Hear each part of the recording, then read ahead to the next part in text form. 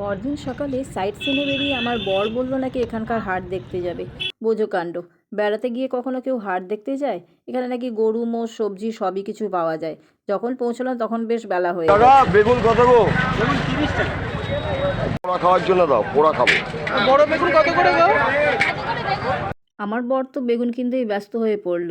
এবারে প্রথম প্রথম বিরক্ত লাগলেও পরে বেশ ভালোই লাগছিল। এবার এদিকে সঙ্গে তো ব্যাগ নিয়ে যাইনি, একটা 10 টাকা দিয়ে ব্যাগ কিনে না হলো।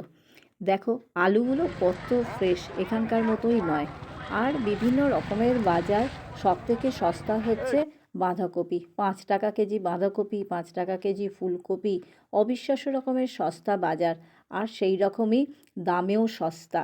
আর তো যা দেখে তাই বলে একটু নিয়ে নিই, কি বলো? যাই হোক, বাজার টাজার যখন হয়ে গেল তখন এবার আমাদের মাথায় এলো যে যখন বাড়ি ফিরবো তখন ওই অত লাগেজের সাথে বাজারের ব্যাগটা কোথায় নিয়ে যাব। আজ এতটাই।